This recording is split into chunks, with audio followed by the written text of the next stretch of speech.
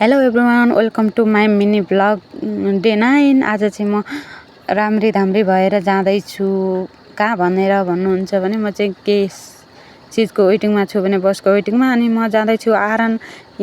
म चाहिँ आरन गएर सामान लगेर घर फर्किएँ। अनि त्यसपछि खानासाना खाएर बाटो ढलन हुने कार्यक्रम भइरहेको थियो। अनि म चाहिँ त्यहाँ एकछिन गएँ। म पनि थोरै पार्टिसिपेट थिएँ, त्यसैले यसो मेरो नि काम थियो र गएँ। अनि त्यसपछि फेरि मलाई अल्छी लाग्यो भ्लग बनाउनु भनेर अनि फेरि भाइलाई दिएँ। भाइले चाहिँ पुरा एटिट्युडको साथ भ्लग बनाउँदैछ, किनकि जोस जाँगरको उसको स्वर त सुन्नु भएको छैन होला।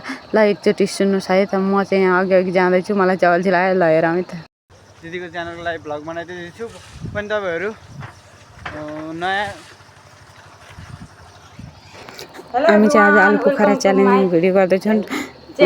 50वटा आलु पोखरा खाने कसले खाइसक्छ हेरौँ है त। लास्ट भिडियो हेर्नु होला है। भिडियो हेर्नु चाहिँ फुल भिडियो युट्युब च्यानलमा गएर हेर्नु होला भन्दै। अनि हामी चाहिँ सबै च्यालेन्ज सकेर यहाँ चाहिँ माथि छतमा बसिरहेको थियौँ। घाम तापेर चिसो तातो सबै शीतल हावा लिन लाग्यो। अनि यहाँ एउटा भाइ थियो, उसको आवाज चाहिँ आउँदैन, तर उसले भनेको कुरा बोल्छ, फोन गरिरहेछ। म एकैछिन त सक भइरहेको, जुन फुच्चीलाई बोल्न आउँदैन उसले फोन चलाएर फोन गरिरहेको।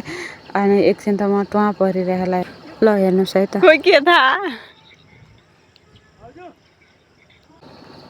अनि यो चाहिँ बेलुकाको समय। अनि म यहाँ राति मिनी ब्लग बनाउन आएको। अनि यहाँ यस्तो शीतल छ कि यति आनन्द आउने छ कि समय खराब भएपछि जे चिजले नै ढाक्दो रहेछ, त्यसमा मान्छे होस् या कुनै विषयवस्तु होस् या कुनै चिज।